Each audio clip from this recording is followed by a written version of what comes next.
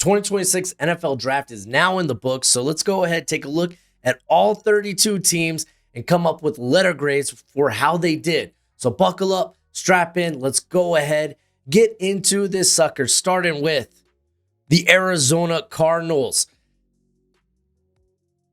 Listen, they took Jeremiah Love with the 3rd overall pick.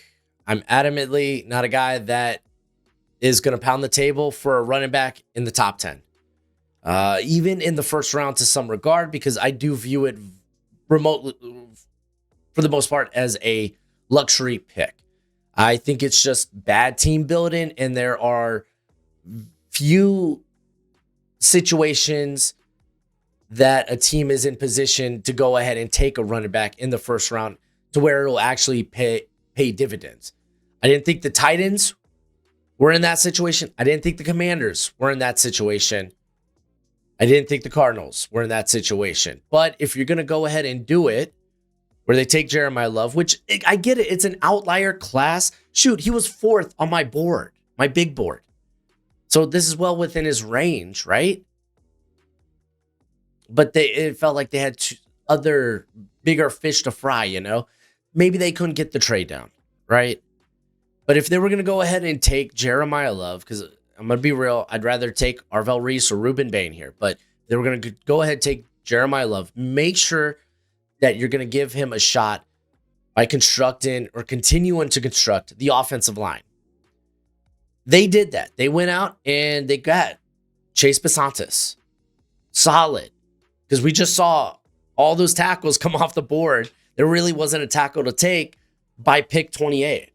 So they get Besantis, who's going to contend with Isaiah Adams at right guard. Elijah Wilkinson is a fine enough Band-Aid at right tackle. So I'm like, okay, you know what? This is fine. Maybe this isn't my cup of tea when it comes to building your team, but this is fine. And then we got to the 3rd pick, the 3rd pick, the first pick of the 3rd round, Carson Beck. I had an early day 3 grade on him. I view him as a backup quarterback in the NFL. I think his ceiling, we have already seen his ceiling the last 2 years. He's got an okay arm, not really going to scare you with his feet, very much a rhythm passer. They took him at 65. You already got 2 backup quarterbacks on your roster. Well, maybe there's more. Listen, I'm a Hurricanes fan. I don't think there is. I just don't. So I hated that pick. I'm already not in on the draft strategy of taking a running back early, taking a running back in the top 10, top 3. And then you do this. And it's like, son of a gun, dude. I'm not going to like their draft. Fortunately, I thought the remainder of their draft was pretty nice. Caleb Proctor in the 4th. He is he's undersized at sub 300, but he's got 33-inch arms. He's got space along the frame to add more meat, but he really gets after it as a pass rusher. Reggie Virgil, I think he's much faster on the field than how he tested. He's a good wide receiver to get there in the 5th. In the 6th, they got Carson Sharar, another really good athlete. And then Jaden Williams is going to be a developmental right tackle. I'd argue Diego Pounds was the better tackle on Ole Miss, but there's some traits there with Williams that I would be encouraged about. At the end of the day, I might not agree with the strategy, and I hate the Carson Beck pick every time. I just won't like it. I don't see myself ever turning on that pick unless he ends up being a consistent top 10 to 12 quarterback in the league for 4 years straight. I'll never be behind it. Fortunately enough, I don't think he will, but I gave it a B-. It's at the back end of B-, almost was a C+. Let's go ahead. Let's talk about the LA Rams, who also had a very interesting draft as they took Ty Simpson with pick 13. Rumor was, right, that they'd be willing, that they were interested in Ty Simpson. That was back when they had 2 picks in the first round. Eventually, they used pick 29 to go get Trent McDuffie. So it was thought they're out on Ty Simpson then. Not so fast, my friend. They're going to take him at 13. Ty Simpson was easily quarterback 2 in this class. He needs time to develop. He will get that time under Matthew Stafford. Now, what they did in this draft, because they only had 5 picks, Listen, they used free agency to close that Super Bowl window, or I guess keep it opened. But they used the draft to take care of expiring contracts they have coming up. Matthew Stafford will be a free agent after this season. You go to Max Clare, I didn't think they needed a tight end. Oh, they run a lot of 12 and 13 personnel. They already got 4 tight ends on the roster that are good. I think maybe 2, maybe even 3 of them are free agents, but still. Going to get Max Clare, I'd rather they took a shot at wide receiver, which they eventually did, but in the 6th round. Keegan Tross, he got taken a little earlier than where I had him, but Kevin Dotson at guard will be a free agent. You got Warren McClendon at tackle will be a free agent next year. Tross, I think, ultimately ends up being a guard, but I understand why they went and got him. Again, a little bit higher than where I had him. CJ Daniels, I like the range that he went in. Pretty solid, did a lot of good things for the Hurricanes. He's kind of going to occupy the Devontae Adams role. Not saying he's going to be Devontae Adams or he is going to replace Devontae Adams, but that's kind of the type and style of wide receiver you're thinking about, you're thinking you're getting with CJ Adams. And then, listen, I'm not going to come in here and criticize the 7th round pick. Tim Keenan is not my cup of tea. He's short, he's stout, he's a plug only that might play 300 snaps for you in a year. Ultimately, I didn't like the draft. I did. I thought it was all right. I don't mind them taking the shot on Ty Simpson. I gave it a C+. Moving on to, let's do the San Francisco 49ers, because they had a very polarizing draft. They traded twice out of the 1st round. They ended up having the first pick of round 2. And many people will tell you their day 3 picks were much better than their day 2 picks, which kind of feels like a theme every now and then with the Niners. But they got players that I liked, but way earlier than where I had them. I love Dazon Striblin. I had him at, I think, 70 or 76 on my board. He goes at 33, first pick in the 2nd round.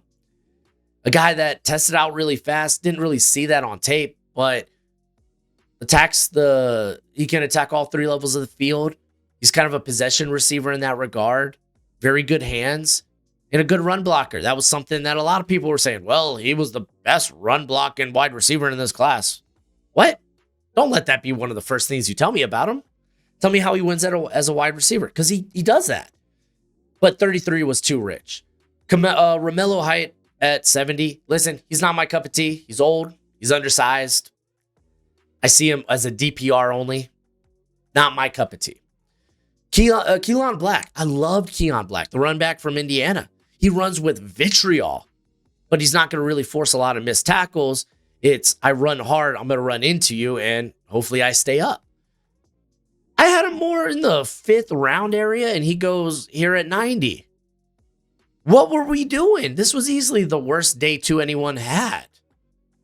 But they somewhat got it back. Grayson Halton in round 4 was a solid pickup. He's going to probably be sub 300 for the most part, but he gets after it. He gets after the quarterback. Carver Willis, not my cup of tea. He's going to play guard in the NFL, in my opinion. Good athlete. A lot of other people liked him. Okay, fine. But Ephesians Prysock at corner. Great size. Really solid athlete. I'm on board with that. Jaden Duggar. This was a little higher than where I had him, but he's a very good athlete. This is the type of linebacker they normally go after. So, cool. I get it. And then I actually liked Enrique Cruz quite a bit. He's listed as a tackle, but he's probably going to play guard in the NFL. Inconsistent in his drops, I guess word I'm looking for. But matter of fact, inconsistent. He's really good, really bad at letting defenders cross his face and win on the inside. Romello Height did that a lot to him, so they're now teammates. That's kind of funny. But at the end of the day, man, I feel like they butchered the day 2.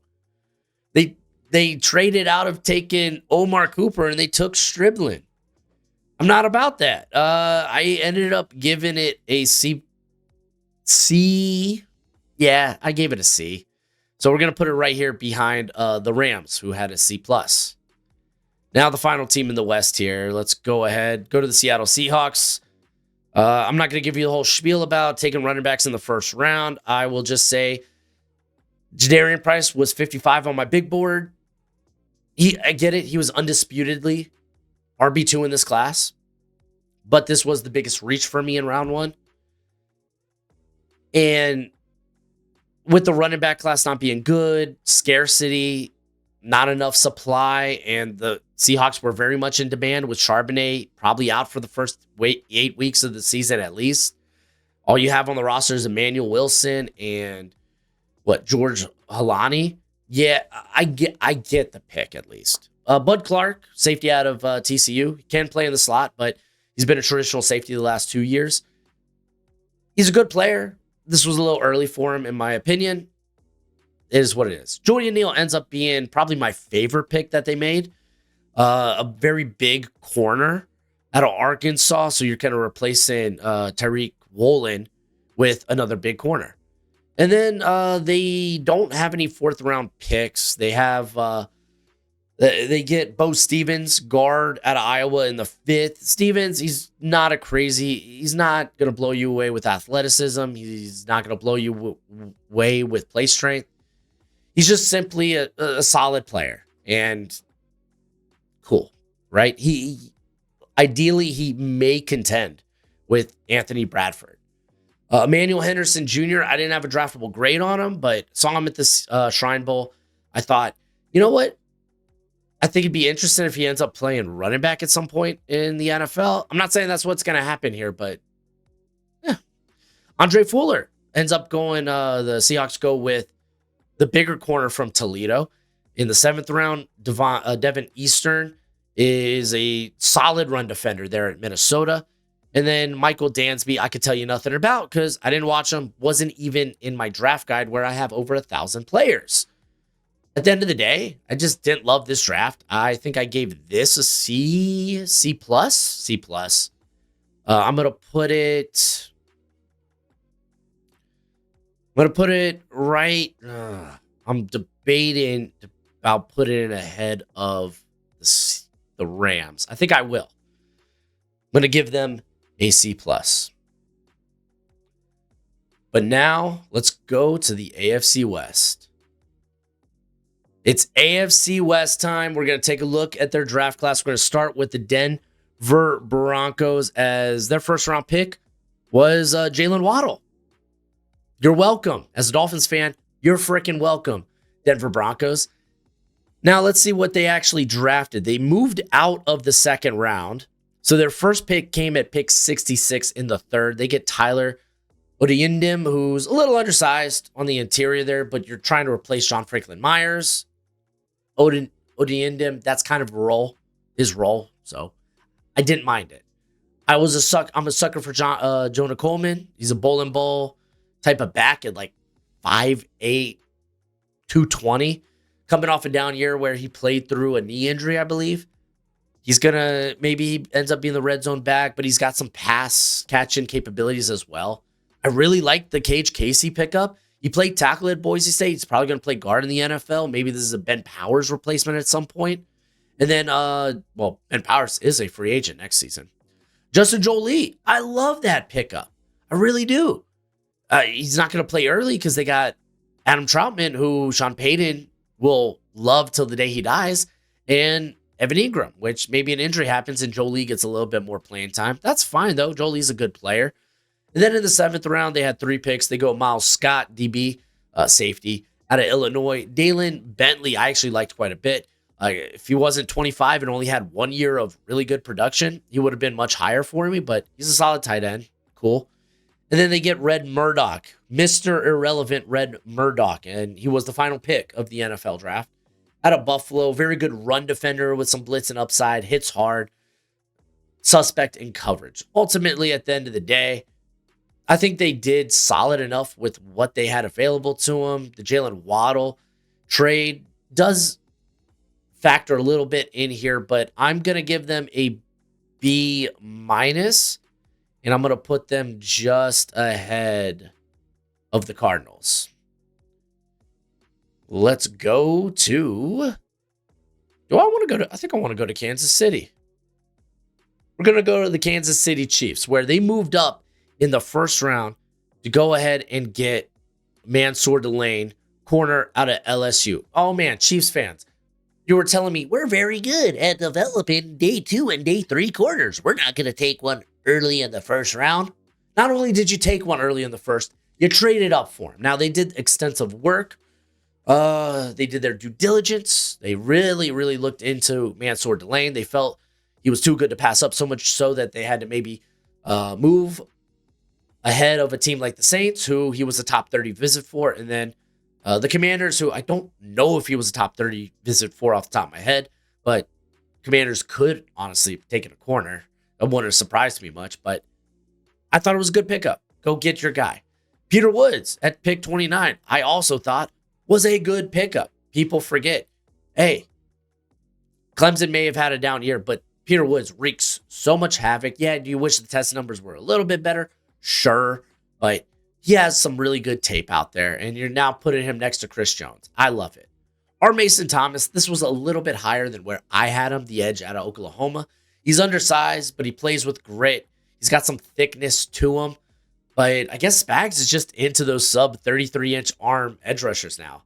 Probably, I think, the worst pick, which honestly not even that bad, but Jadon Kennedy. The corner, probably the slot. Probably going to be playing in the slot for Kansas City. Out of Oregon, I had him a little bit lower.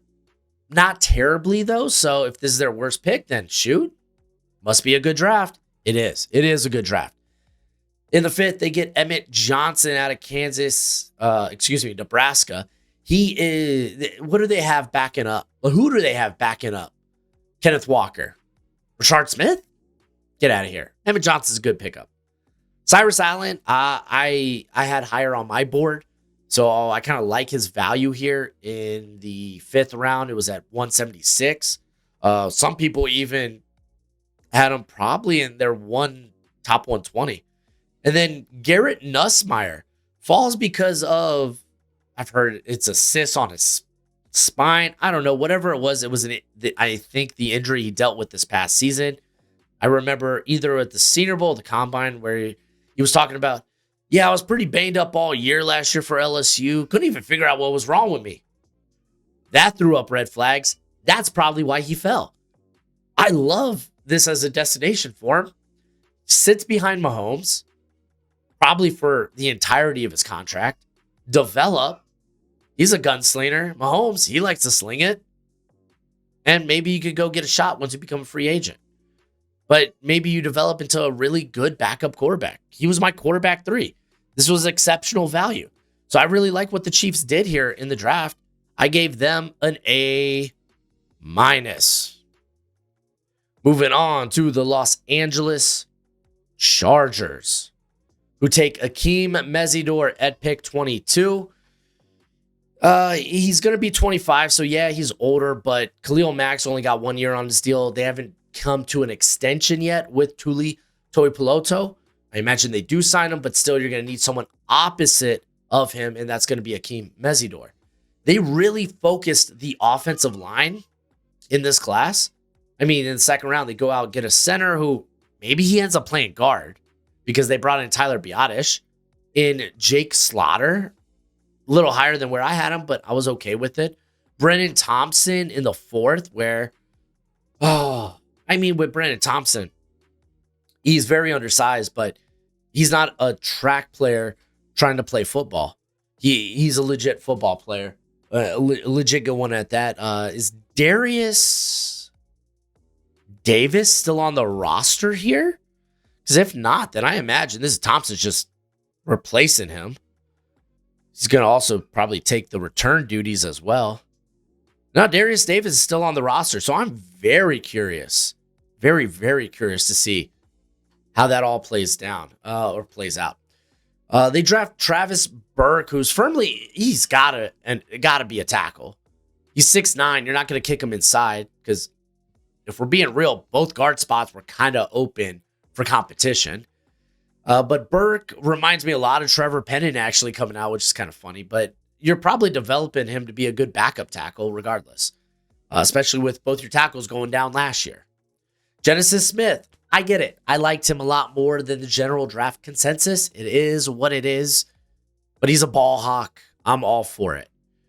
Nick Barrett ends up going at pick 145 DT out of South Carolina. I thought was a good pick. He's going to be a very good run defender, and maybe it develops into being a pass rusher. He's got a little twitch, a little suddenness to his game. And then, as I mentioned, in the 6th round, they double up on the offensive line. Logan Taylor out of Boston College, who can play tackle, probably profiles best as guard. And then Alex Harkey, who did play tackle, probably best profiles as guard. At the end of the day, I felt like Slaughter was a bit of a reach, but for the most part, I liked this class.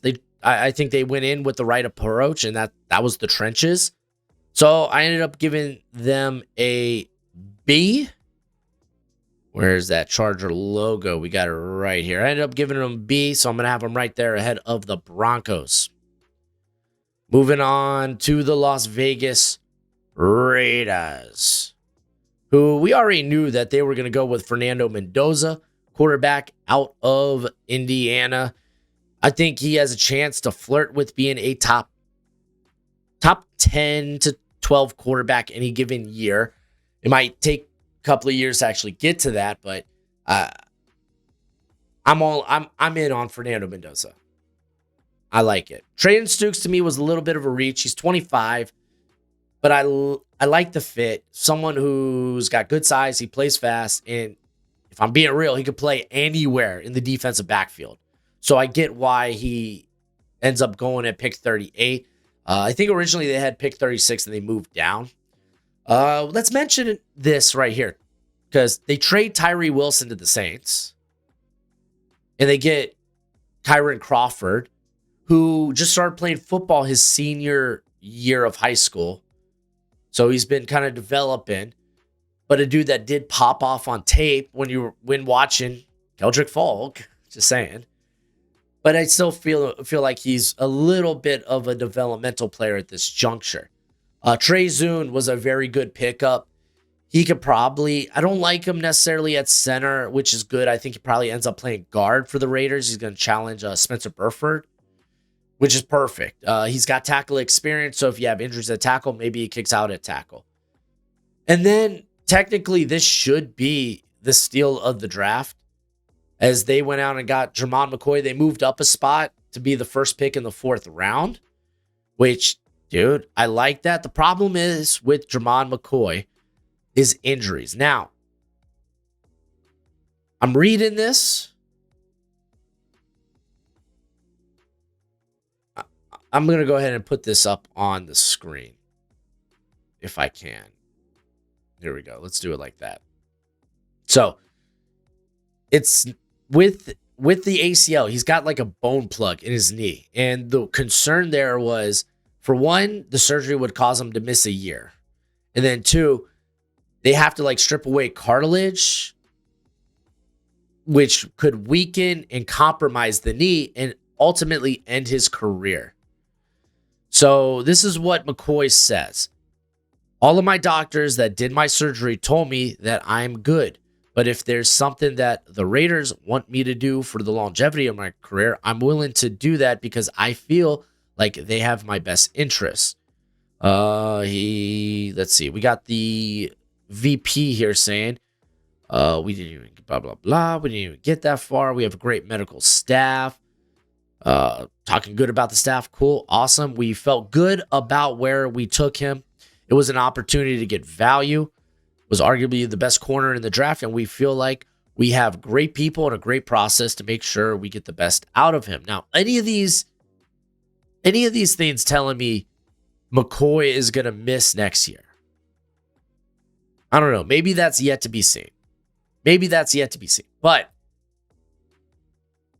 I don't think you can argue he had the best tape of any corner in this draft class. It just so happens that tape happened in 2024 because he missed all last year with the ACL. I had him as I think he was a top 10 player. Maybe he was 11 on my board. To get him in the 4th, and I get the injury woes. That's extraordinary value. Extraordinary. Especially if he can return play, this could pay off in a huge way. And if it doesn't, it was a 4th round pick. No skin off your back. Let's talk about the rest of their draft. Mike Washington Jr., he's big, he's fast at running back. Good compliment there with Genty. Dalton Johnson, he's going to reunite with Trey and Sukes to play safety with him. He was a fun watch, admittedly. He was a fun watch. Hezekiah Massis, the corner out of California, not the fastest guy, but a good ball hawk, gets his hand on the football. Malik Benson, I'm intrigued. I know it's just a 6th round pick, but he's a fast vertical route player. Does that maybe allow them to move on from Trey Tucker, which I don't know what Trey Tucker's contract is. I think he's in year 3 of his contract. I'd have to go back and look. But then they get Brandon Cleveland, who's a good player, played a lot of nose tackle at NC State, and then he finally actually put on the weight to play nose tackle. At the end of the day, this is a really good draft. I think it's for me, it was a relatively easy A. Maybe, do I do A- with them? Yeah, I'll go with A-. I'll go with A-. I mean, it's in the A category. Good on you, Raiders. All right. Where do we go from here? Man, the world is our oyster. Maybe I think I might go jump to the East. I think that's what I want to do. Yeah, let's actually go do that. Let's talk about what transpired in the NFL draft when it pertains to the NFC East. Dallas Cowboys. First and foremost, let's just get this out of the way before I forget. They traded for D. Winters. 5th round pick. Not bad. Caleb Downs. They traded away 2 5ths. So threw away all their 5ths this year, and I think it's well worth it to move up 1 spot to get Caleb Downs. I like that. Apparently safety is popular again in Dallas. You could argue Downs was the best player, non-quarterback prospect in this draft class. And then they get Malachi Lawrence. I'm sure that he was their guy. And I think they did the right thing by moving down. They traded with the Philadelphia Eagles, which, oh my gosh, division rivals traded with one another. That never happens. It happened twice in the 1st round this year. Regardless, I'm pretty sure it happened twice in the 1st round this year. You could fact check me. Maybe I'm just talking out of my butt. But they move back. They get Malachi Lawrence. I don't mind that. If he was your guy and you want to make sure you came out of knowing that you had no 2nd round pick and you wanted to make sure you came away with him, moving down a little bit and then going to get him, it's not a bad move. Where things get questionable is just Jayshon Barham. He's listed here as an edge. He played for the most part all of last year at edge for Michigan. But he was an off-ball linebacker a year at Michigan and then at Maryland. Is he playing off-ball linebacker for the Cowboys, or are they just going to have an insane amount of people in their linebacker room or in their edge room? I don't know. 4th round, they get Drew Shelton, kind of a developmental tackle. Very good athlete, though. They also get Devin Moore, who is good size, smooth athlete, but does have a history of shoulder injuries. That's why he's here in the 4th. And then they get LT Overton, who he is firmly going to be a 3-4 end there for the Cowboys. He already put on weight. He's up to 287. A guy whose potential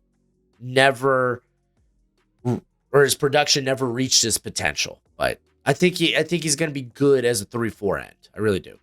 Anthony Smith ends up being the 7th round pick there, wide receiver out of ECU. Solid player, tested out really well. He's like 6'2", 197, ran a 4.4. The rest of his testing was pretty solid. He has 1,800 yards over the last 2 years for East Carolina.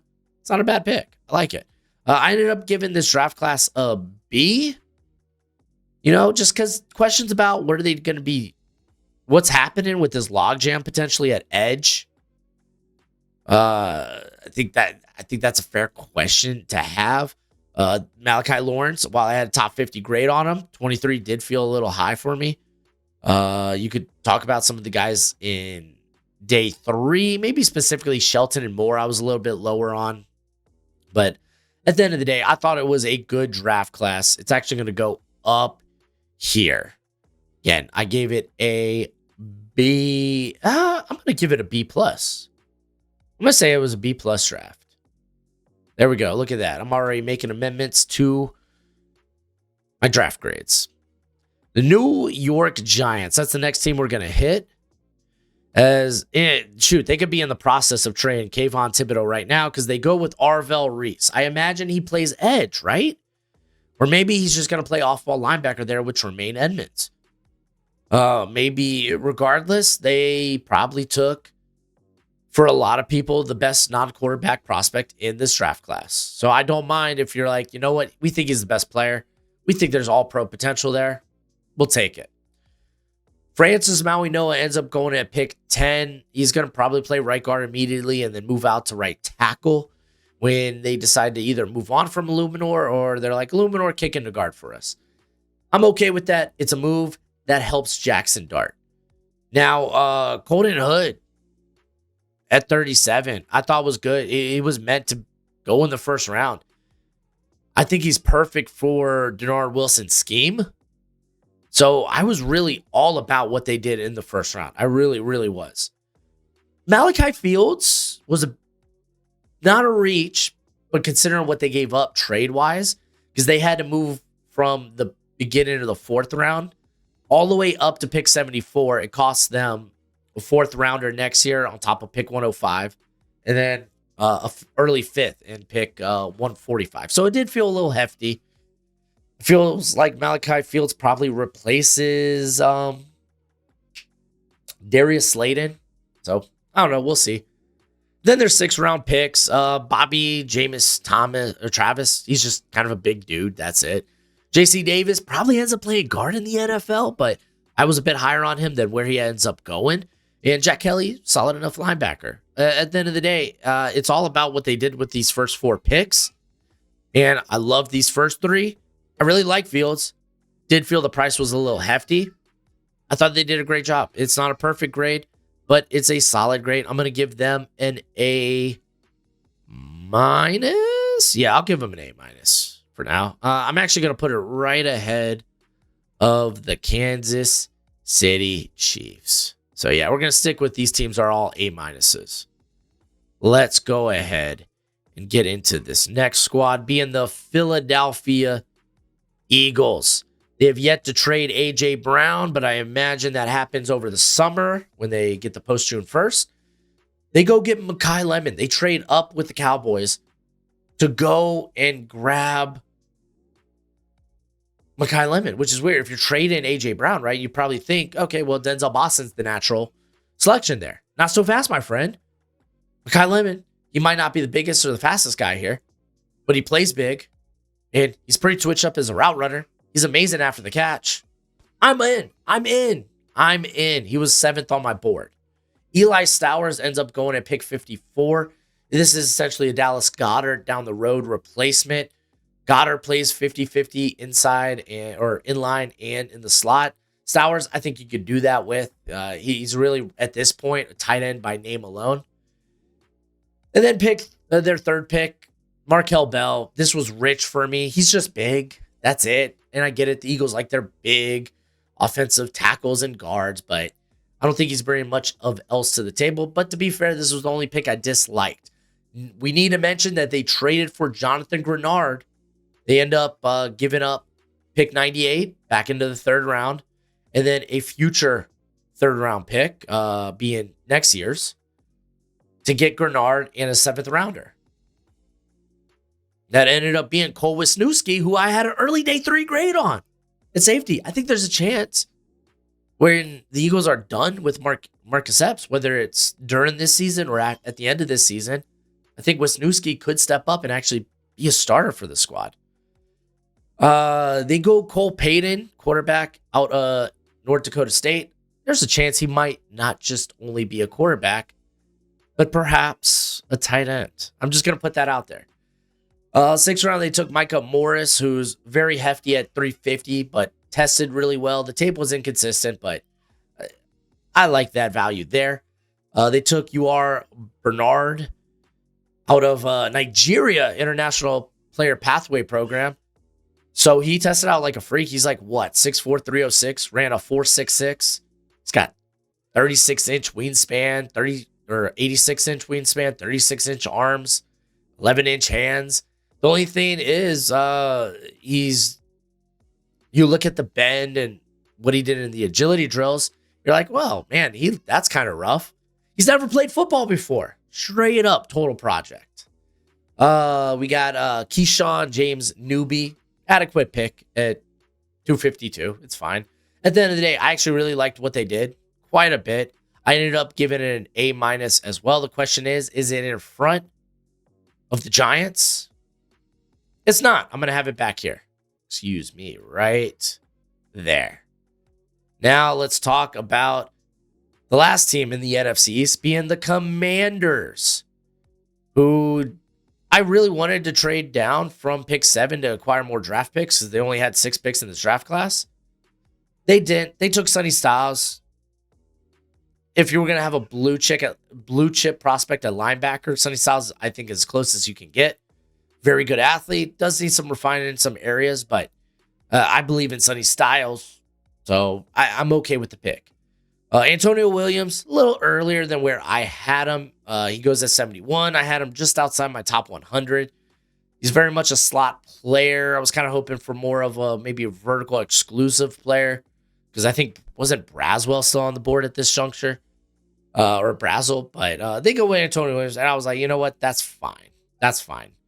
Joshua Joseph's in the 5th round because, listen, I talk about how what you do in the first 4 rounds is stupid important. Well, this team did have some of those picks because of some trades they have made, whether it's Laramie Tunzel and such. But those first 4 rounds, you're likely to, those are your best shots at getting starters. From the 5th to 7th round, you're kind of like taking dart throws, or you're getting special teamers, or you're taking shots on upside.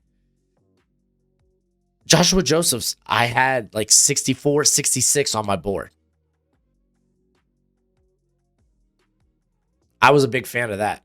Honestly, there wasn't a pick that I disliked in their draft. Katron Allen, I think, is a quality committee back. Matt Golbin is a pretty darn solid center, which there might be a world where he usurps Nick Allegretti.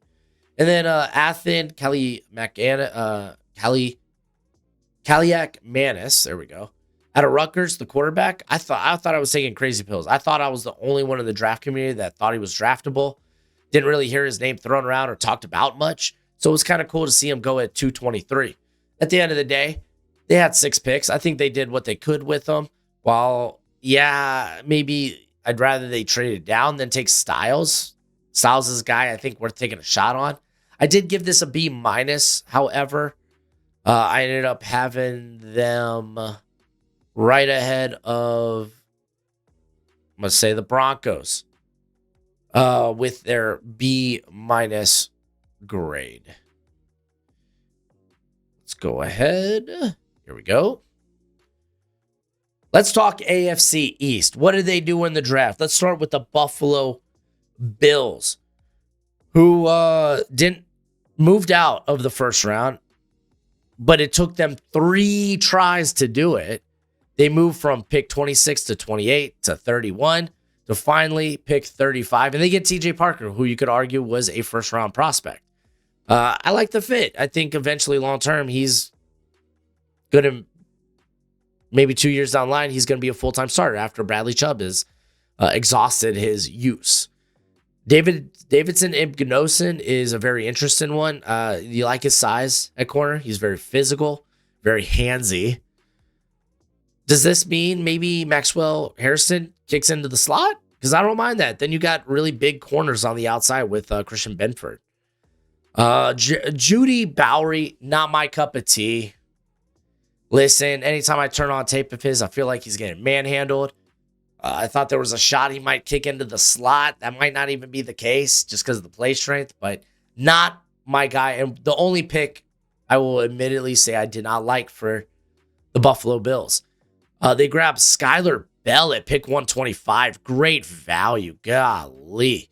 Now he's going to be in the mix there with DJ Moore, Khalil Shakir, Keon Coleman. Watch out. Caleb Elarms or linebacker out of TCU. Very good downhill. Needs to continue to develop in coverage, but he's a very good athlete. Jalen Kilgore ends up being a massive freaking steal at this juncture. Like, holy smokes. They did it and did it well. He could play in the slot. He could play in the box. Zane Durant, I think, is just a good depth option there with TJ Sanders. Another undersized DT. We got Taranio. Oh, golly, I suck with names. Pride Jr., corner out of Missouri. Good depth, I suppose. Probably a practice squad name. Tommy Doman Jr., punter out of Florida. Whatever. Kicker, punter. I don't think you should draft those guys, but if you're going to do it in round 7. And then they took Armaj Reed Adams, who's a good player, very strong. Did have a lot of penalties the last couple of years, but I didn't mind that pick at that juncture. I ended up giving the Bills a B minus. Did I give them? No, I'm gonna B plus. What am I talking about? I'm gonna give them B stinking plus. Yeah, am I gonna have them ahead of the Cowboys? I think I'm gonna have the Cowboys ahead of them. It's close. It's really a toss-up. I think I'm actually gonna put them ahead of the Cowboys. For now. Maybe I change my mind at some point. Let me go get Gojo up in here.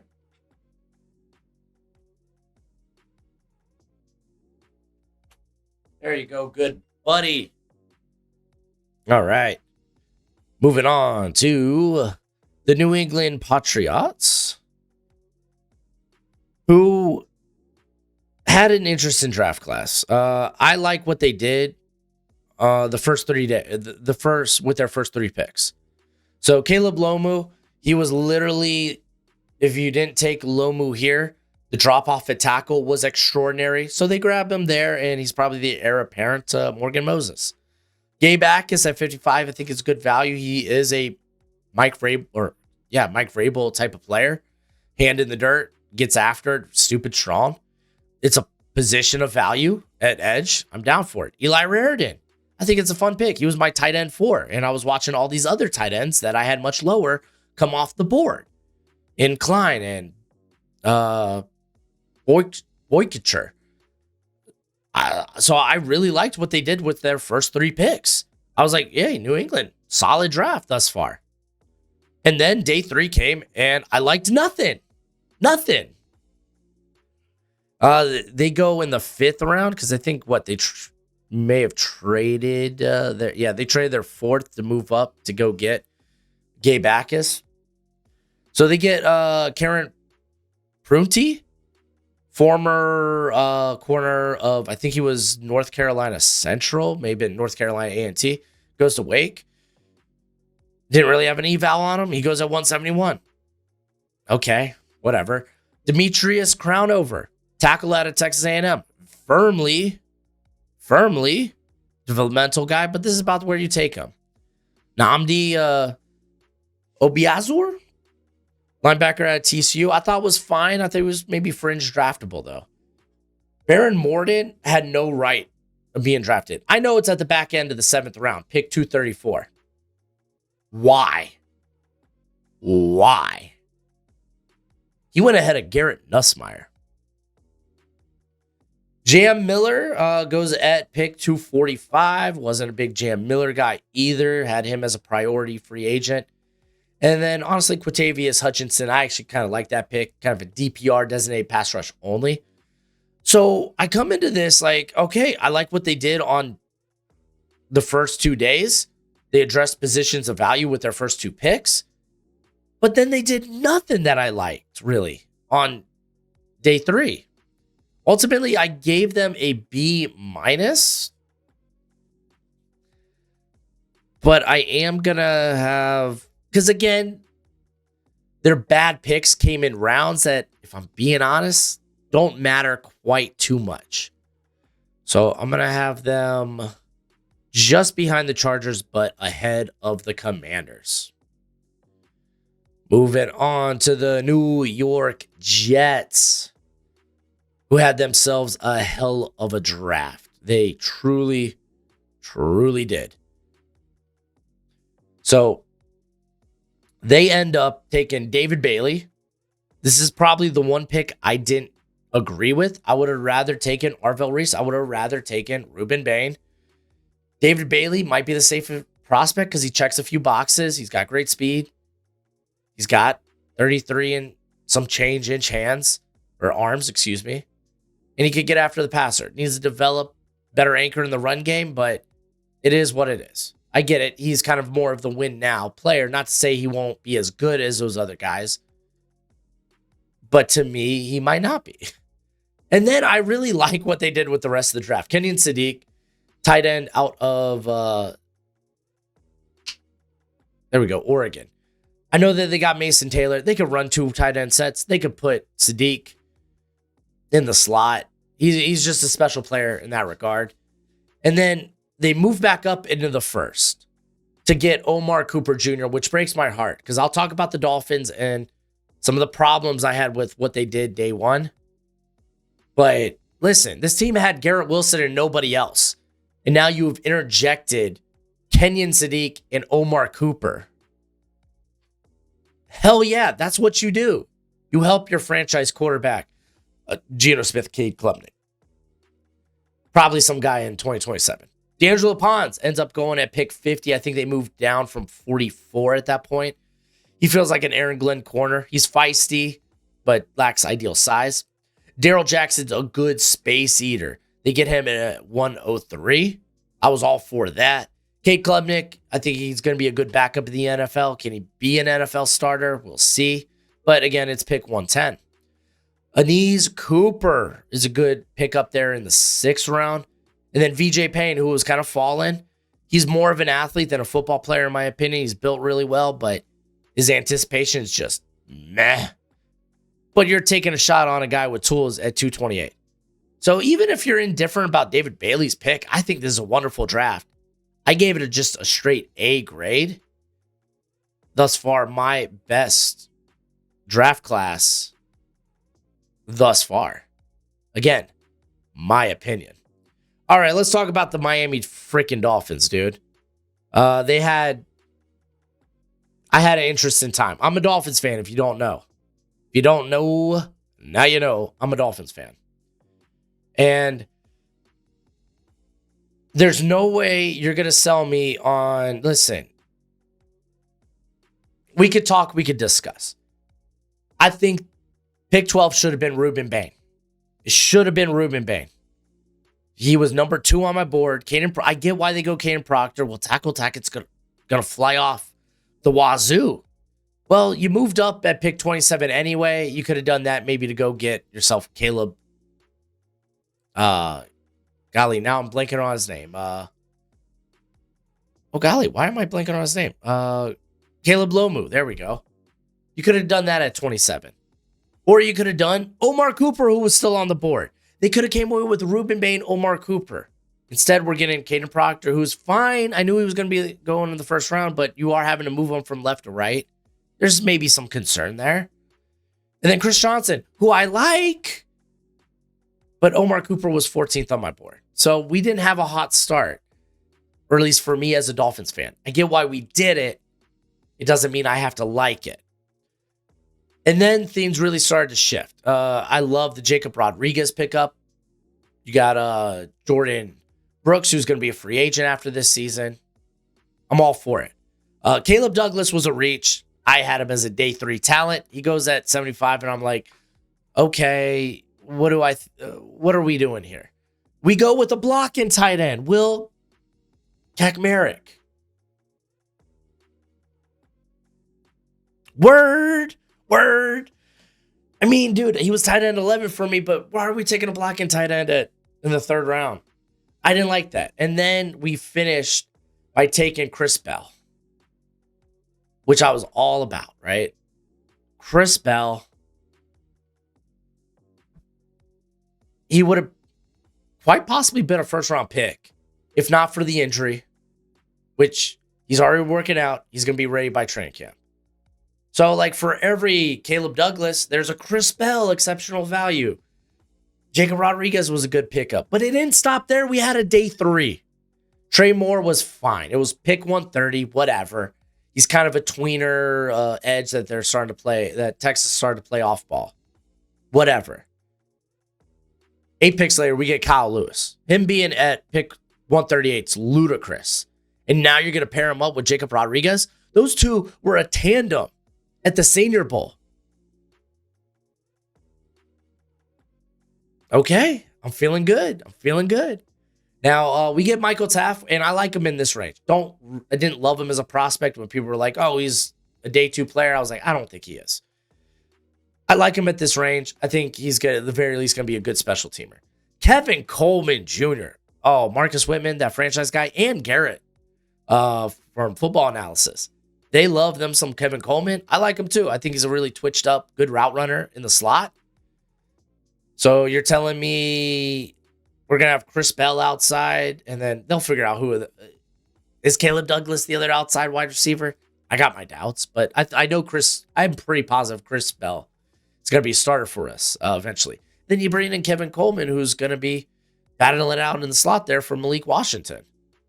Okay, I'm down. Sadeu Toure, I think he is officially a part of the player pathway program. Not positive. The International Player Pathway Program. I'm not positive about that, but he is very much a receiving tight end, which great. We got a blocking one earlier. Now we got the receiving one. We also have Greg Dulcich there. DJ Campbell, I thought was good value. He was about a mid day 3 pick that we used to talk about as a potential day 2 pick. Max Llewellyn isn't going to stop the run. Funny enough, neither is Trey Moore. Both these cats have good motors and whatnot, but I think Llewellyn's for the most part a DPR, but this was really good value for him. Ultimately, I kept flipping and flopping between this pick. Between the grade for this team, because I am a Dolphins fan.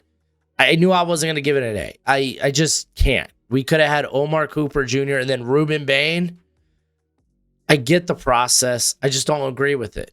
At some point, you just got to be like, well, okay, yeah, if we don't take tackle here and there's a chance we miss out on tackle in the first round, I think you're okay with that as long as you're getting, in my opinion, the best non-quarterback prospect in this class, easy top 5 prospect.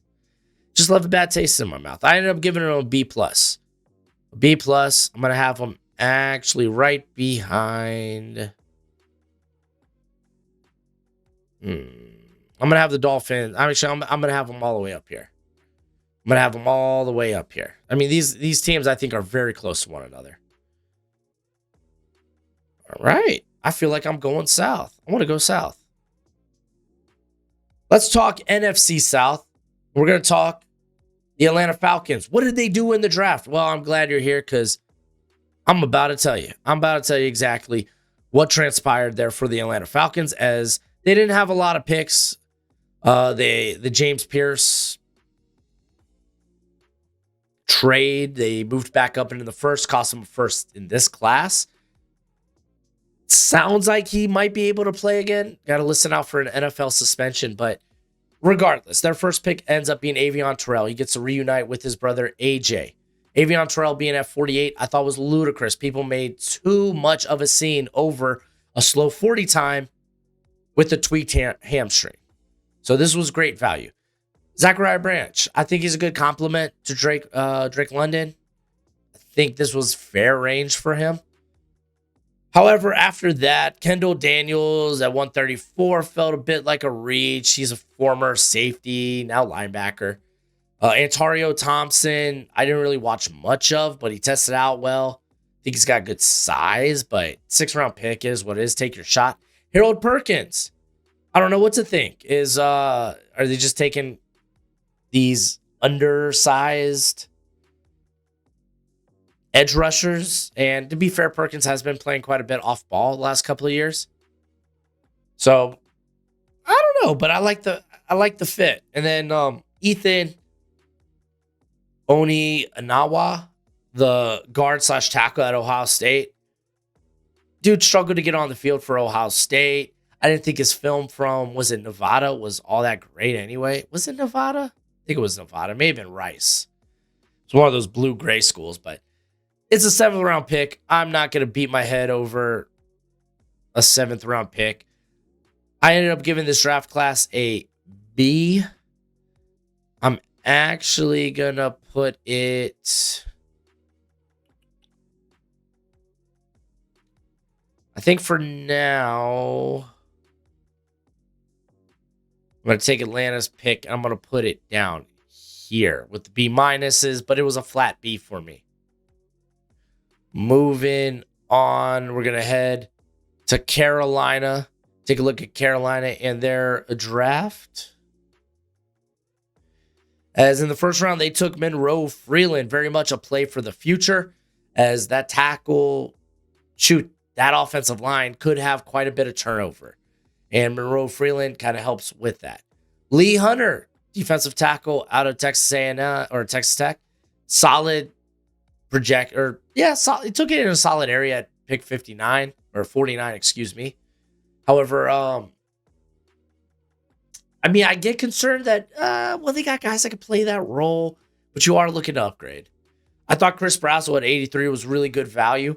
Another tall vertical receiver there for Bryce Young to look down the field to. Will Lee, the third corner out of Texas A&M, I thought was a relatively okay pick. He's physical. He gets after it. Sam Heck at 144. Phenomenal value. Great pick. I liked it quite a bit. And then they go Zakee Wheatley, who I had a 3rd-round grade on. What's he doing here? I love it. I feel like I'm shopping. They end the draft with Jackson Kuwach, who was formerly of Ohio State. Goes to Miami, Ohio, pops off. Good athlete. I'm okay with the pick there. I'm really am. Ultimately, I really like this draft class a ton. This is going to be I'm going to have it right here below the New York Jets for now. But I might pop them up a little bit. We're going to have to wait and see. All right, let's move on to... I don't want to do the Tampa Bay Buccaneers. Is it the Saints? It's the Saints. New Orleans Saints. Here, officially off the clock. They grabbed Jordan Tyson in the 1st round with pick 8. As long as the medicals check out, you're getting a hell of a good player. Christian Miller was one of my favorite picks at 42. He is going to be so good. He's got such a strong baseline in terms of just being a very solid player. Oscar Delp was a good pickup. Leads me to believe Jawan Johnson's probably going to play a lot in the slot, which already has been. But Delp, this was good value. Jeremiah Wright, he's big. He's chirpy. Film is okay. To be honest, I liked his film coming out a bit better regardless. But Bryce Lance, they get that speedster, that vertical separator at wide receiver.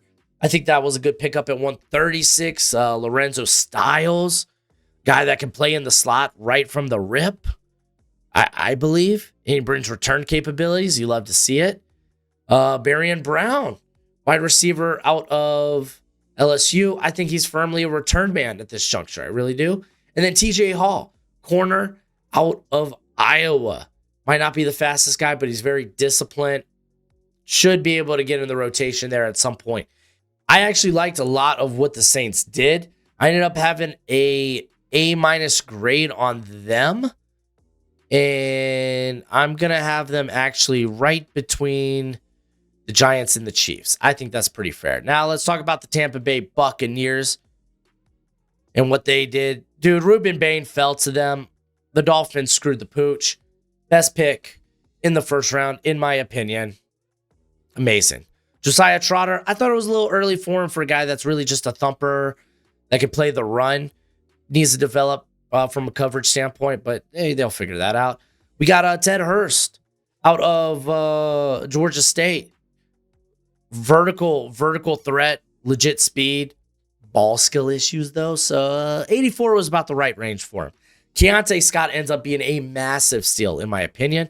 He ends up going to Tampa here. What are they going to do? Well, the world's their oyster. Do they play Scott on the outside in the slot, maybe in the box? Maybe you move Parrish to the outside.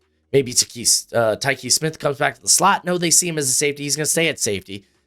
They can do so much with Keontae Scott just being there that I'm very, very intrigued. Very excited. They also got DeMonte Capehart. Not my cup of tea. I think he's kind of a one-trick pony. He plays with power. Good stop, run stuffer, but tests out really well. So him at 155, I wasn't upset with. Billy Scrouth could have went much higher if not for being pretty banged up the last couple of years. Also didn't test out because of injury. And then Bo Sharp, I kind of watched him casually in passing whenever watching LSU games. Seems like it was all right. Alex from Hail Mary Sports said he looked all right at the Shrine. It's a 6th-round pick.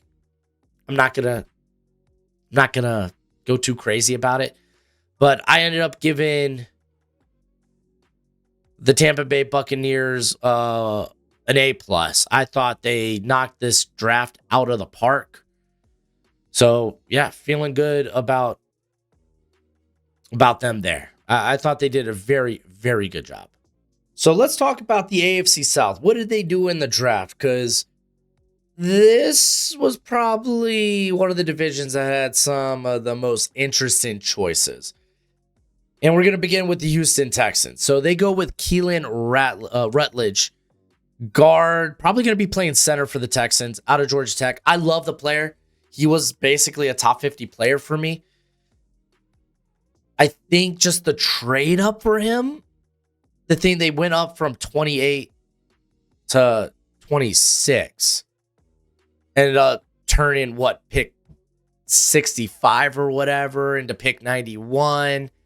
I didn't like the trade. And it was for a player that I was kind of shocked to go this early. Really, the only mock draft I saw him in the first round in was Peter Schrager. So it did feel a little bit like a reach, except for I really liked the player. But funny enough, they end up going Caden McDonald, the quarter pounder, DT, out of Ohio State, who's going to be a phenomenal run stuffer, and you kind of hope things click as a pass rusher somewhere down the line. If you were to switch Caden McDonald with Keelan Rutledge, I'd be way more okay with it. So I was like, you know what? I'm just going to think about it like that because I really like Rutledge as a player. But then the Texans gave me some other things to question, right? They just did. And also we got to mention the Texans did move up from 38 to 36 to go get McDonald. So 2 trade-ups. Then they get Marlon Klein, tight end out of Michigan in the 2nd round. And dude was tight end 11 for me. Not a lot of production. And just a guy that was a little banged up last year, but just hasn't produced. And I get it. It's like maybe some of these guys who had inline size, right, go a little higher, but I just really didn't like the pick there. Now, Fabechi Wiwu, the guard out of Oklahoma, I really loved him as a prospect. 106 felt really high for him, especially for a guy that's probably going to be a backup. And I don't know for how long. Wade Woodaz, I really liked him coming out of Clemson. He's athletic. He's physical. 123 felt a little rich for him. You know, I kind of had him more in this 5th, 6th round area. He's going like mid-4th. So, okay, a little high. But, okay, Kamari Ramsey going at 141. We're back on track, baby. We're back on track. I think they actually did really well from round 5, 6, and 7. Kamari Ramsey could have gone higher, is what it is. Lewis Bond, maybe slow, but he's really good after the catch. I don't mind that. Aiden Fisher should have been an early day 3 pick. He's here at pick 243. So there were aspects. I mean, I like these players. However, and you could argue they only hit on one premium position, but you could argue that their needs weren't at premium positions. I thought they might consider a tackle, and they never did. I'm at a loss when it comes to this class. Ultimately, I think I'm going to give them a C. Could be maybe a C plus. Maybe not. I think I'm going to put them right here. Because what did I actually give the Niners? What was the Niners grade? It was like a C plus. Maybe honestly, it's probably more of a C. Such a wonky draft for the Niners. Yeah, I'm definitely gonna have the Texans ahead of the Niners, but I just didn't get it, man. I didn't get it. It was an interesting draft.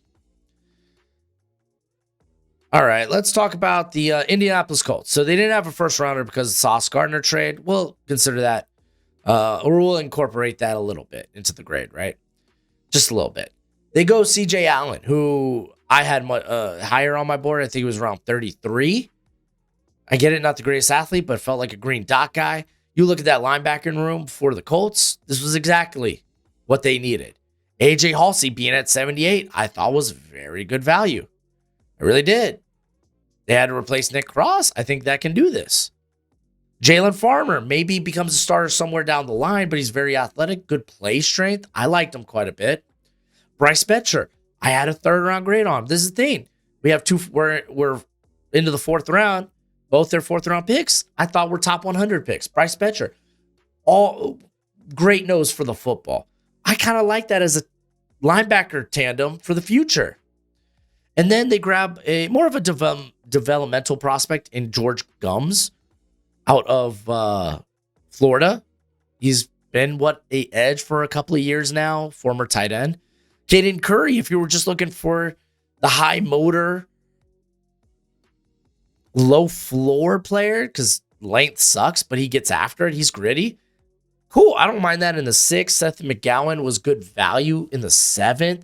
Deion Burks was exceptional value. I don't know how he ends up at pick 254. Good on the Colts for saying, you know what? We'll end that slide, because I may have not thought Deion Burks was a top 100 player, but he was certainly at least a 5th round player, and he's here at the back end of the 7th. Now, I like a lot of what they did. Really, really tossing and turning about putting them at A minus. I think for now, I'm going to put them at B plus. Is that where I want to put them there? I think I might want to put the Dolphins ahead of them. I think I will. I think I'm actually going to do... I think I'm going to do that. Yeah. I'll put them in B plus.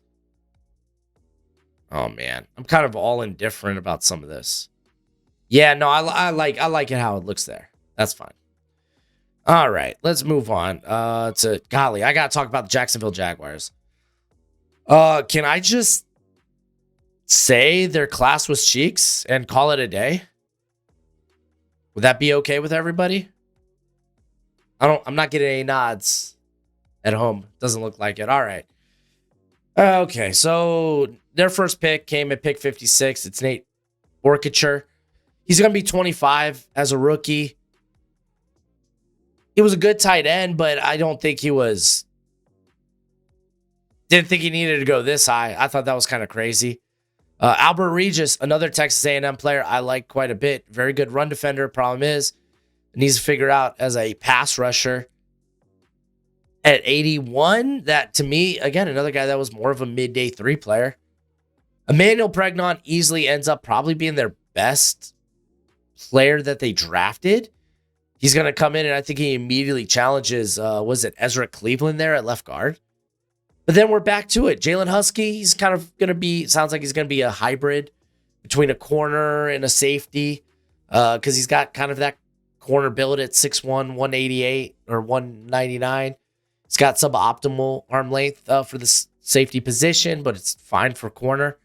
Wesley Williams goes at pick 119. He plays with a great motor and good physicality, but not ideal length. I had him more in that Caden Curry range in the 6th.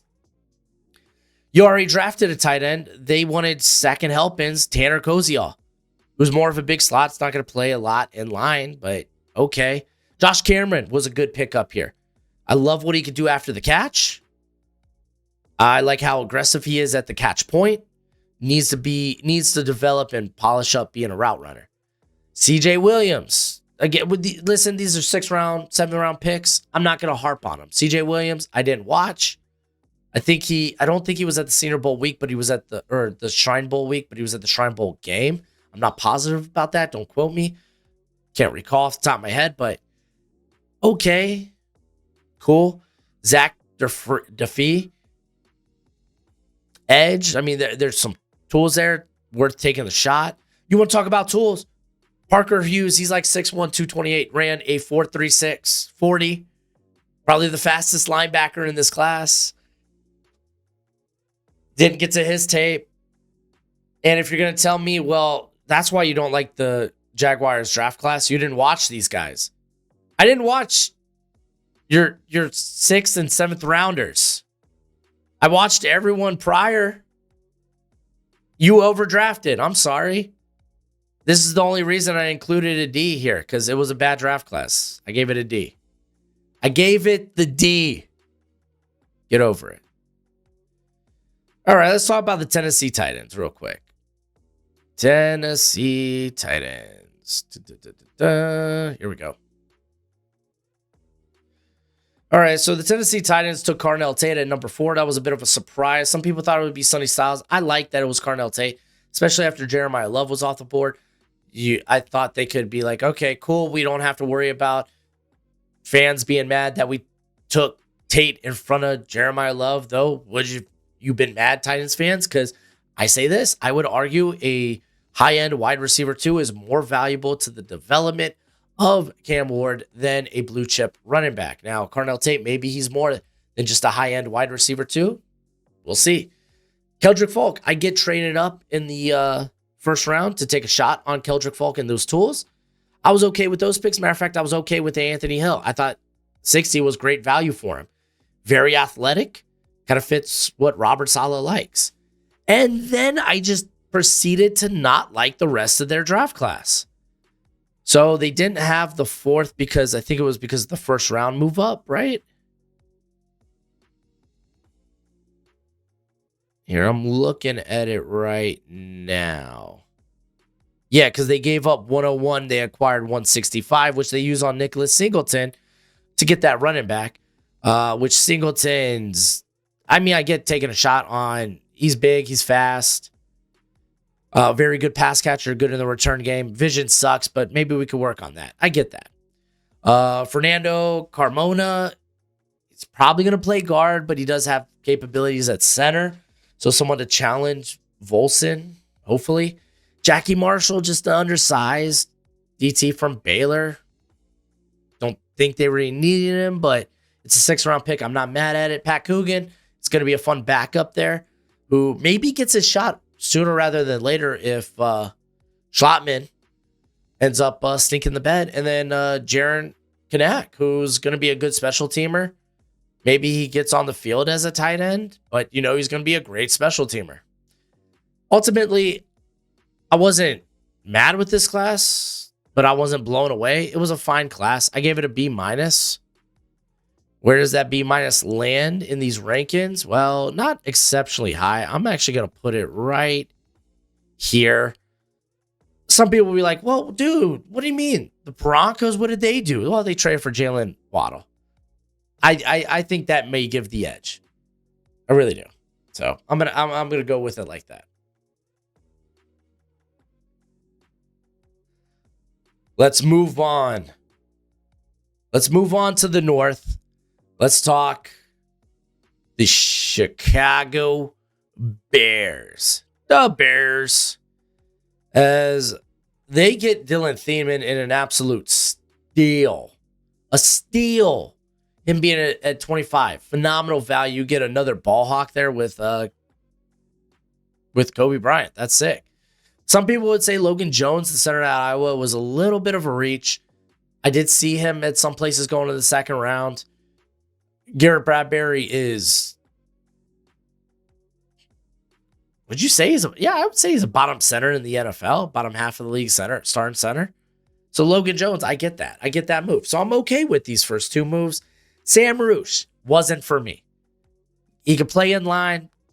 The length sucks. Shows up sometimes as a blocker. Mainly shows up as a pass catcher with his catch radius. Doesn't have great hands either.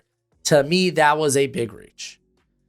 Xavier Thomas, also a big reach. If your first thing you're going to tell me is about what he can do as a return man, I'm going to remind you, he was pick 89. And I like Xavier Thomas's film. I still viewed him as like a 6th-round pick. They did get it back, though. Malik Muhammad was really good value at pick 124. A good, just a good corner who has the length to be a good press corner. Didn't do a lot of that at Texas. Did some of the Senior Bowl, and I'm not going to say it was great or perfect, but seeing the willingness of him to get his hands dirty, I liked it. A lot of people had Kayshawn Elliott going a little bit higher. I really liked him in this range. I think he's a quality linebacker that honestly tested better than I thought, but for the most part, it's a minimal gain guy that's going to be a thumper in the run game.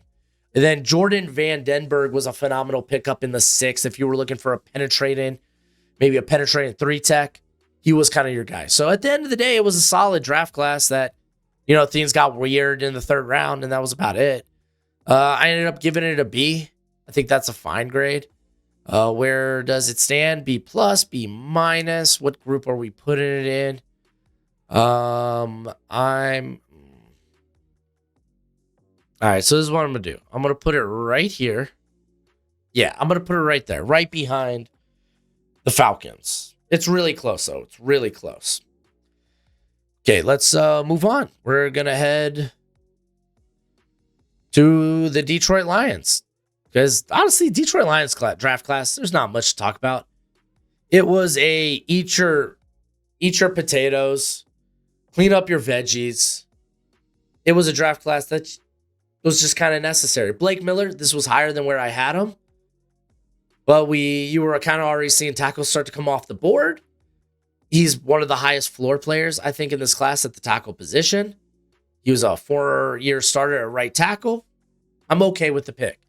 I loved Derek Moore. I fell in love with him at the Senior Bowl. I thought this was a great pickup. I love that you're reunited. I say reunited. They never played together, but you're bringing together Michigan alums at the end spots with Hutchinson and Derek Moore. I was all about that. You actually reunite Derek Moore with his teammate Jimmy Rolder at linebacker. I don't know if he ends up being a starter, but it's a 4th-round pick. It's pick 118. I'm fine with it. Kind of is what it is now. Do need this was one of the best picks in the draft. Keith Abney falling to pick 157. Riddle me this. Someone might be like, well, what is he going to do, right? They already got Roger McCreary playing in the slot. Dude, Keith Abney could play outside. If injuries happen, he could play outside. I think the NFL was low on him, probably because they viewed him as a slot, but I think he could compete with Roger McCreary in the slot. I love this pick. Kendrick Law, this was a bit rich. After the catch type of guy, though. I think he's got some return experience as well. And then they grabbed, this was a little suspicious, some undersized DTs in Skylar Gill Howard out of Texas Tech. And then Tyree Wilson, who's more of a tweener than an actual undersized DT, but out of Tennessee. Listen, it's a 6th and 7th round pick. I don't really care. It is what it is. Might not be the sexiest draft class. I mean, Keith Abney's hella sexy. But it's a B. It's a solid draft class. Solid draft class. I liked it. So we're going to go ahead and put this. Yeah, I'm going to put it right at the back end of B+. That's where I'm going to put it at. Yep, I like that. Okay. Let's move on. Is this the Green Bay Packers? I think it's the Green Bay Packers. So they got Micah Parsons. They didn't have a 1st rounder. That's okay. That's great. But outside of taking a kicker, which it was in the 6th round, who cares? I don't. They drafted really good players. They really did. Brandon Cisse making it to pick 52. I mean, might need some development, but I think that's solid. Chris McLennan maybe was a little overdrafted, not much. I had him pretty high on my board. I think he was in the 80s, though. He's got some pass rushing upside, though. 6'4", 315, pretty nice. Denied Dennis Sutton. Might not like him on day 2. Perfect. You get him at pick 120. The Packers love these guys that are built well and are great athletes. That production leaves a little bit to be desired. That's their type of guy. Oh, shucks. Sorry, I hit my desk and my mouse is now free falling. We got Jaeger Burton, who's essentially just going to be a backup center, which is fine. He's actually got the size to play guard as well. So, yeah, don't fret. Damani Jackson, 6th round. Listen, he checks all the boxes. He had a really rough 2025. If you develop him, I think he could end up being a starter. This was a really good class. It was solid. I liked a lot of what they did. It's just they didn't have a lot of high draft picks. I mean, of course, their first pick was at 52, but I mean, Micah Parsons was well worth it, right? I believe that he was. I had this one pretty high. I don't think it was quite A. It's kind of tough to get an A, I think, when you're missing a first-round draft pick. But I'm going to have it here near the top of...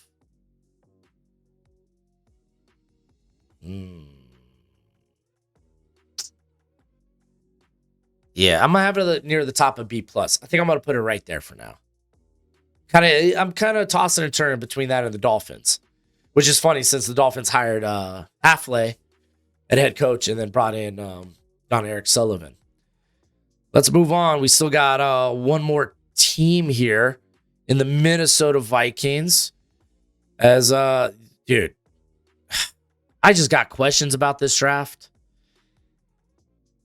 It was an interesting draft. I'm just gonna be for real. I didn't like the draft. Caleb Banks, I get it. It's a dice roll. If he hits, it's gonna hit big. He has what? All of 5-6 games of production from 2024. And then he missed most of 2025 with a foot injury that got re-aggravated during the year. And then he breaks his foot during the combine. His Senior Bowl was really good. You're just betting on so much upside when it comes to him. Gojo, what do you have? Bro, what were you snacking on? Is that pepperoni? I hope you didn't get to my pizza. Gojo eating good tonight. There you go,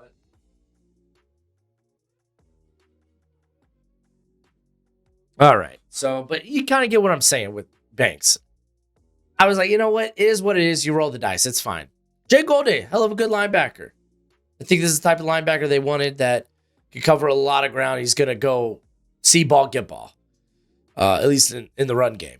And then they double up on the interior with Big Citrus, Big Space Eater.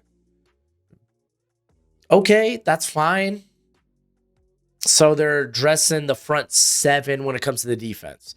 I'm going to be real. I think one of their best picks was Caleb Tiernan.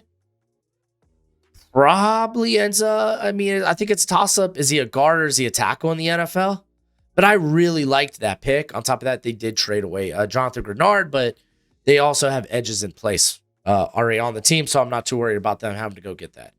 But I like the Tiernan pick, especially with Darisaw just missing games here and there. Brian O'Neill's got a contract coming up, so I kind of like the Tiernan pick.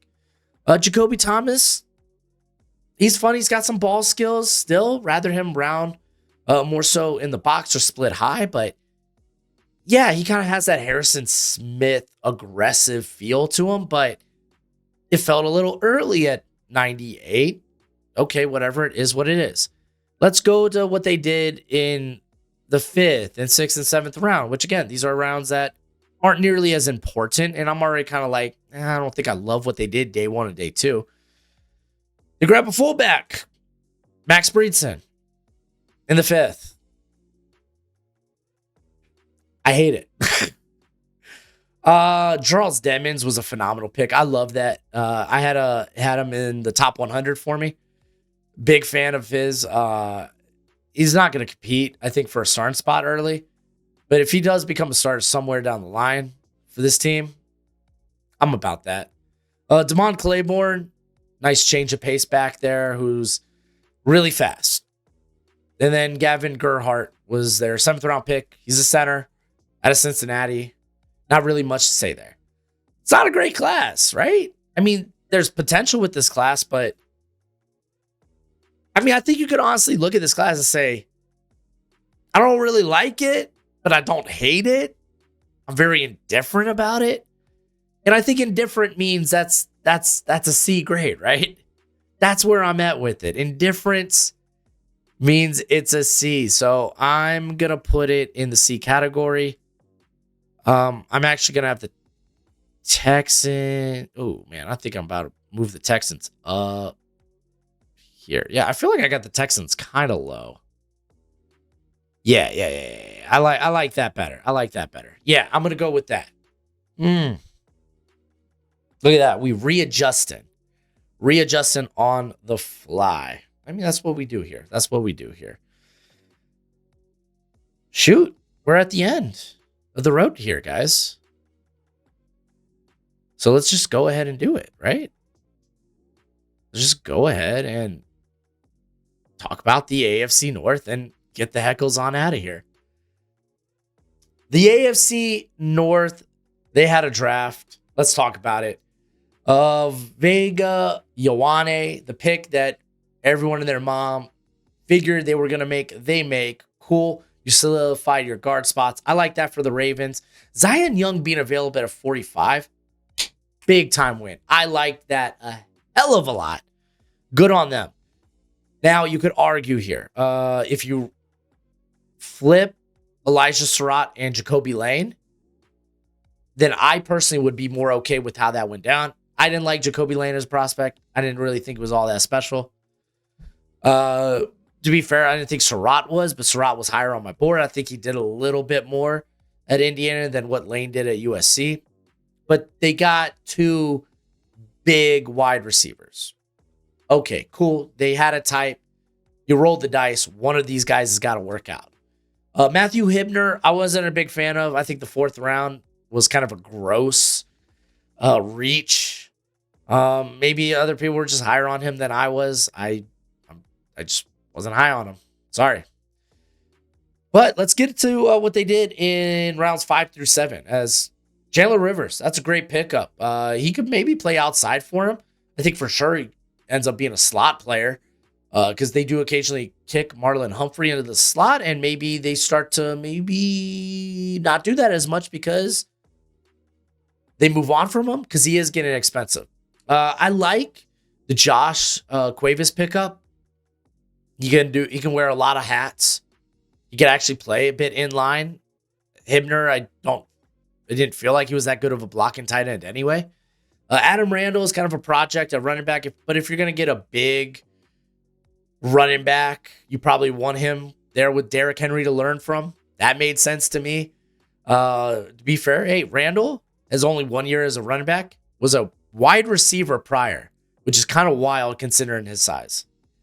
They drafted a punter. I don't really care. It is what it is. If you're going to do it in the 6th or 7th round. Rashawn Benny was an absolute steal. Hell yeah, good on the Ravens there. They got a real good player. I wonder why he ended up falling so far because I saw some people have him in their top 50. He was in my top 120. I said top 50. Top 100 for some people. He was in my top 120. Evan Bernstein. I think he's like 25 years old. Practice squad? Maybe. It's 7th round pick. I don't really care too much. Yeah, I like how they started. Things got weird from here. I ended up giving this a B-. That ends up putting them, I think I put them pretty, did I say B-? I meant B+. That's my bad, guys. I misspoke. I gave them a B+ because I really like how they did their first 2 picks. I think things got a little bit iffy from there, but I think I'm going to have them.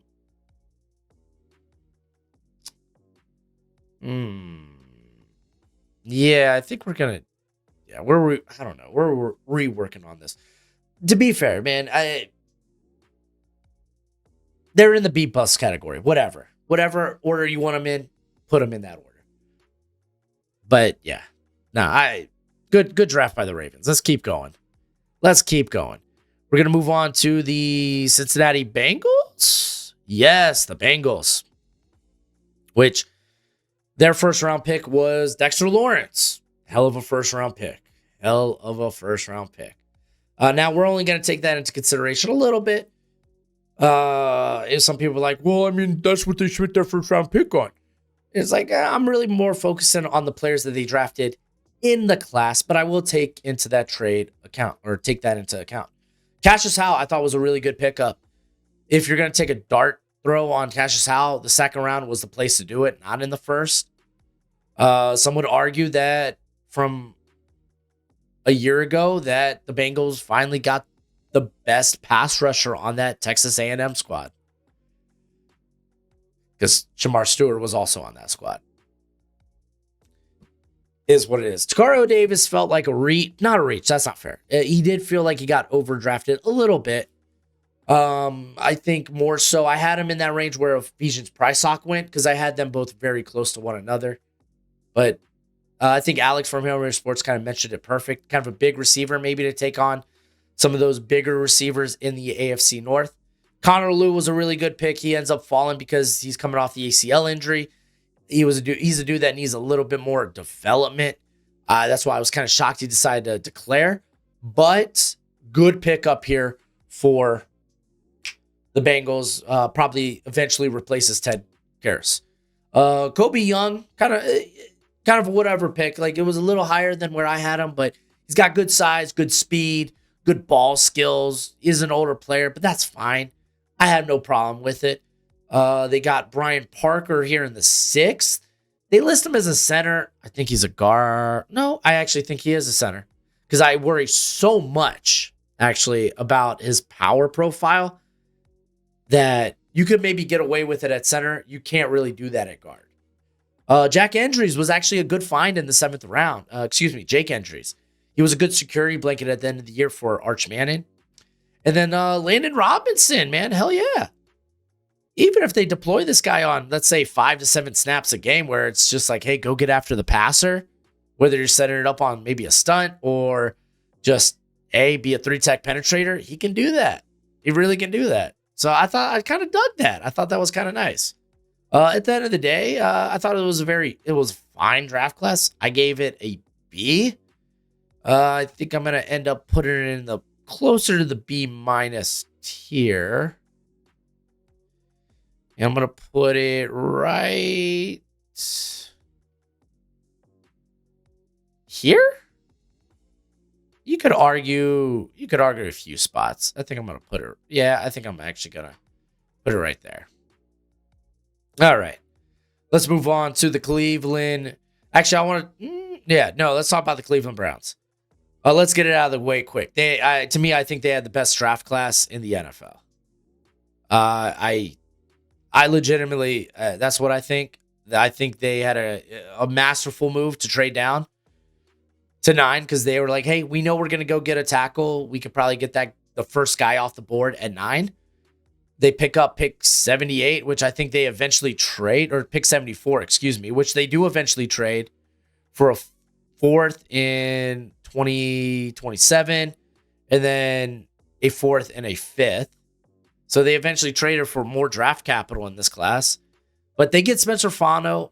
You could listen, wherever he ends up playing, right tackle, left tackle, guard, center, whatever he ends up playing, they will find the best combination for that offensive line. So I'm okay with the pick. Casey Concepcion, my problem was I don't really have a problem, but I thought he did a lot of similar things to Jerry Jeudy.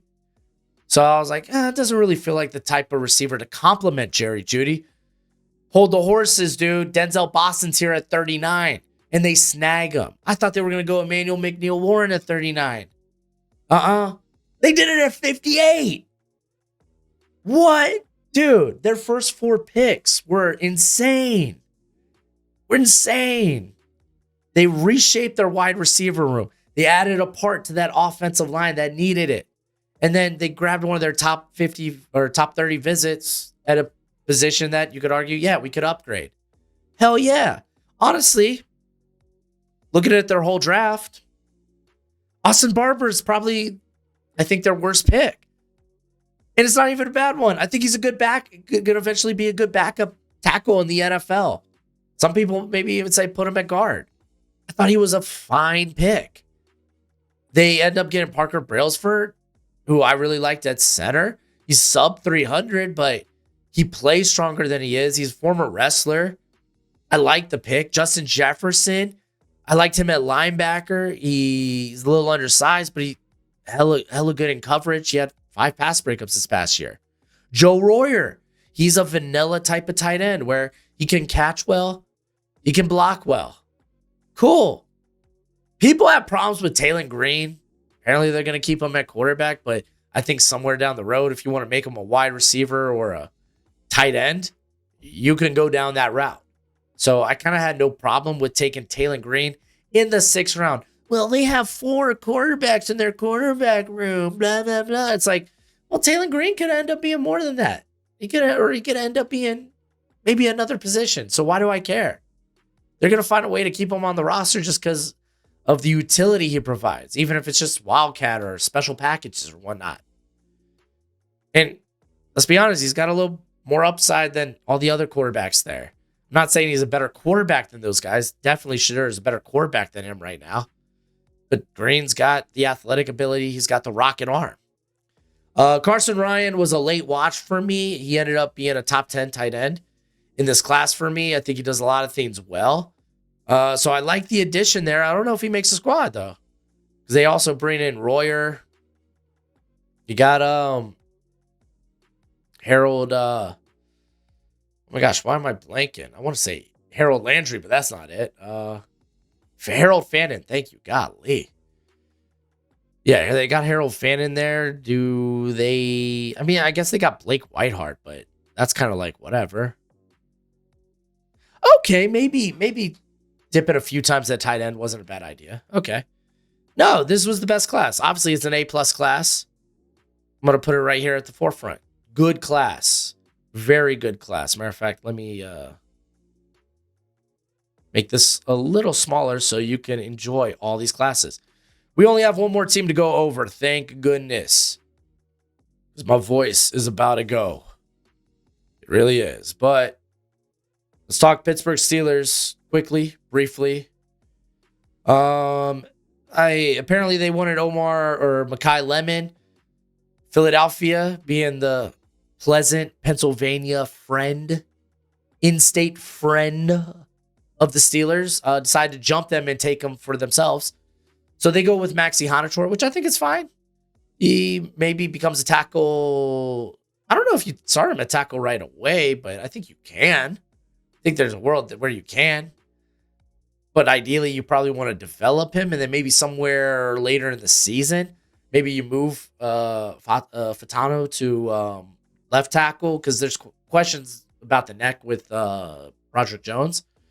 They grab Jeremy Bernard. So they do get a wide receiver at pick 47. That's good value there. I think he's a good complement to what they already have in Michael Pittman and DK Metcalf. And then they draft a quarterback, Drew Aller. Listen, Aaron Rodgers hasn't signed there yet. Drew Aller, you're taking a shot on the tools. I'm okay with that. I'm fine with that. They go Dalen Everett out of Georgia. Good size, good speed. Feels like he's just much better at man than he is at zone in coverage. Jennings Dunker, dude, I think he comes in and he's going to end up playing, you could probably play him at left guard right from the rip, right? I think so. Yeah, I'm about that. I like that. I thought Dunker could have went earlier. I will say the one pick that I really didn't like, well, that's not true. There was a couple. Caden Wetjen. You grabbing a return man at 121? I get it. He was kind of a historic return man at Iowa.